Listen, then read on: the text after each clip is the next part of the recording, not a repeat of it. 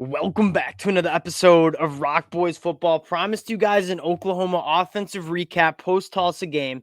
Got to film in last night, have my kind of big takeaways on the notepad, but I also want to do kind of a more broad overview on what we've seen from this Oklahoma offense through the first three games. There were times where we were critical about this OU offense post SMU game. And I don't know if Jeff Lebby and this offensive staff are listening to you guys in the comment section of what we've been talking about. But some of those things we said we wanted to see a little bit more of, we certainly saw in the Tulsa game. And if you're an Oklahoma fan looking at this offense, and if it can kind of continue what it's been doing heading into conference play, I get it. Like the first three games, not the most elite defenses ever, although I think that SMU program is pretty solid. If Oklahoma can continue what they're doing, I mean, this is one of the more dangerous teams, not only in the Big 12, but in the country. A lot to like. I was surprised with how much I like kind of diving into the stats and the aggregates of this Oklahoma offense. Going to get into it now. Before we do, just want to say thank you to you guys, and especially the Oklahoma fans. You guys always show a ton of support whenever I'm talking Oklahoma football. It's one of my favorite programs to talk about for a year now. Brent Venables hire. Love this program. Love the support from you guys. So if you do enjoy the content, consider subscribing to the channel. But again, more importantly, like the best part about doing this, hearing from you guys in the comment section, Jeff Lebby at this point might be listening to you guys in the comment section. So let me know what you guys are feeling about this Oklahoma offense. And without further ado, let's get into it. And I first want to start with what we've seen through the first three games, and then we'll talk about more some specific players that we saw kind of show out against Tulsa. I want to start with my number one thing that I'm most happy about for this Oklahoma offense, the explosive plays. And these explosive plays are coming in kind of different manners. I think against Tulsa, you saw them kind of work that deep shot and push the ball down the field a little bit more. But so many ways Oklahoma can hit the explosive play. You take a look at the numbers. Dillon Gabriel is fourth in the country in yards per pass. And so every time he's dropping back, I mean, you're getting some chunk plays. You're pushing the ball down the field. Not only you're pushing the ball down the field, but you're also getting it to playmakers in space. And you take a look at how you can hit explosive plays. One, air yards, right? You just push the ball down the field, take some deep shots, but also you can scheme guys open with shorter throws, but giving them some grass to kind of get some yards after the catch. I think Oklahoma is doing a really good job balancing that. I think last week against Tulsa, you saw them kind of hit the deep shot better. I love to see that. Guys like Angelo Anthony getting loose, but also get the ball into your guys' hands in space and let them go work after the catch as well. Two ways you can hit explosive plays. I think Oklahoma doing a really good job about that. The next thing, and when you find the balance between explosiveness and efficiency, that's when you see kind of that magical offense. And I think that is exactly what you're seeing with this Oklahoma team. Dillon Gabriel, fourth in the country at 11.3 yards per pass attempt.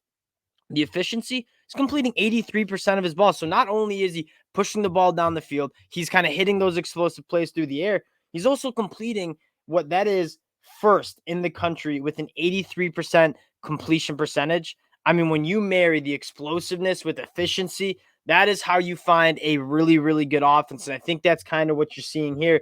The next thing I want to go to, it's balanced. And this is when you talk about playing some opponents that probably have a little bit better defenses than what we've seen through the first 3 weeks, this is what's most important, right? If you're a one-dimensional offense in terms of, hey, you can only move the ball on the ground, or you can only move the ball through the air, you're susceptible to defenses kind of scheming up against you. Oklahoma has been really balanced, right? Tulsa took advantage of a weaker secondary, threw for 421 yards, 5 touchdowns.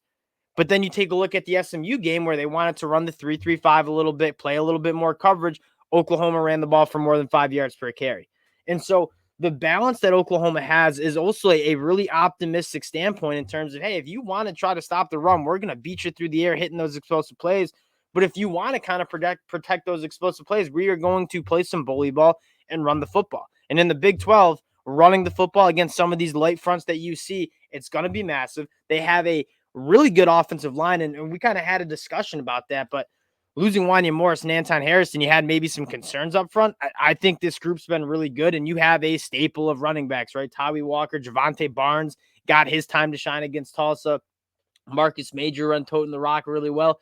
I think the balance is probably what I'm most impressed with. Next thing, I mean, it's a laundry. When I looked into this offense, I knew this offense was good. I didn't know it was this good, right? I mean, you have one of the highest completion percentages. You have one of the most best explosive play metrics throwing the football. You're balanced. You know what they're also really good at? They're elite on third down. I mean, they're converting 65% of their third down conversions. That is second in the country. So again, when you start kind of combining all of these things, you're explosive, you're efficient, you have balance, you're really good at continuing drives on third down. That's the making of an elite offense. And I think partially you're not seeing too many negative plays, which is the next thing that we'll get to. But when you're not taking negative plays, you're continually putting yourself in third and short where you can run, where you can throw, you're staying ahead of the chains. It's another like massive thing for this Oklahoma offense, especially getting into Big 12 play. When you talk about stringing together drives, trying to outscore some opponents, you stay on the field in third down, kind of wear out these defenses, especially with how much Jeff Lebby likes to run tempo. And you're going to get to a lot of defenses in terms of just wearing them out, especially trying to tackle a guy like Tawee Walker 25 times. I think those couple things are absolutely massive.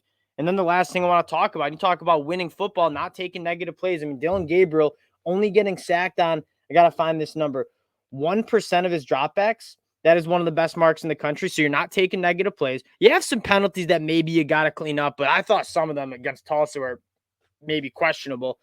Not taking negative plays, not turning the ball over. I mean, that is winning football. Again, recapping everything. You're explosive, you're efficient, you're balanced, you're good on third down, and you're not turning the ball over. If Oklahoma can continue these metrics going into conference play, like these defenses don't want to play them. Now, I kind of want to recap what we saw from Tulsa as well, because again, it seemed like Jeff Lebby was kind of reading what you guys wanted to see. The first thing, the deep shot. You take a look at the two things we talked about last week on what we wanted to see from this Oklahoma offense.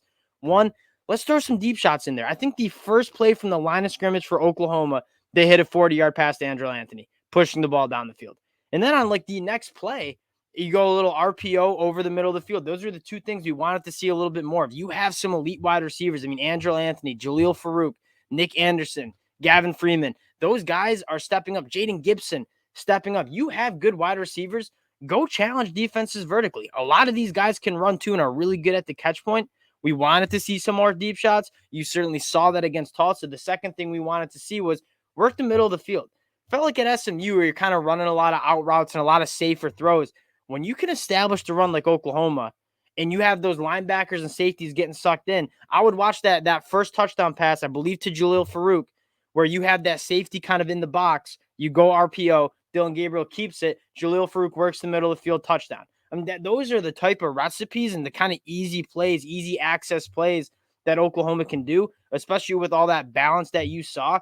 So the RPO, the middle, work in the middle of the field, throwing the deep shot to Angelo Anthony and company. Like those are the type of things that we saw. I also thought like one of my more broad takeaways, especially when Dillon Gabriel starts the day off, 9-9, 150 yards and 2 touchdowns on his first 2 drives.